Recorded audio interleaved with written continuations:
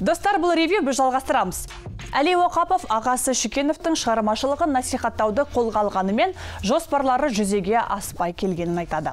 Батырдың репертуарын жаңаша нұсқада жазуда қалайтын әншіге еш мүмкіндік жоқ. Марқұм музыканттың ән қоржыны кімге тиесілі? Әли Батырдың әндеріне бала кезден құштар. Сондықтан болар Шүкеновтың шығармашылығы тасада қалмаса дейді. Әйгілі ағасының хиттерін жаңа нұсқада шырқау Оқаповтың орындалмай жүрген армандарының бірі. Көп әндердің авторлары біздің отандастарымыз емес.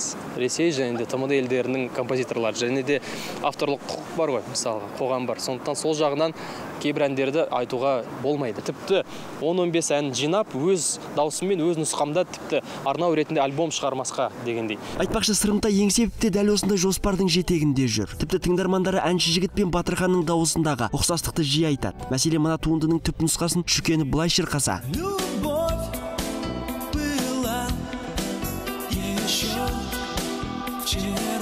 Тура осы ән Сырымтайдың орындауында осылай естіледі.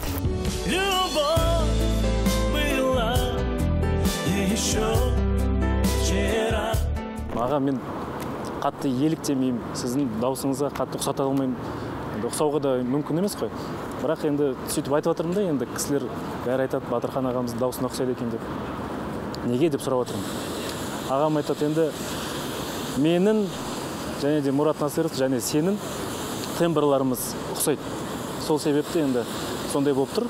Тіпті Сырымтай Батырхан ағамыздан сабақ алған. Яғни ол шынымен де техникадан, яғни вокалдық жалпы деңгей жағынан, жалпы бағыт жағынан да жай ғана еліктеп жүрген емес, шынымен де оның кішігірім шәкірті де болған. Сондықтан әрине одан арман ол ұқсап кетті. Шүкенов шығармашылығынан шабыт алған жігіттер жоспардың жүзеге асуы қыр астында дейді. Алдағы уақытта авторлық қоғам рұқсатын берсе, Батырдың әндері жаңаша нұсқада жарыққа шығатын болады.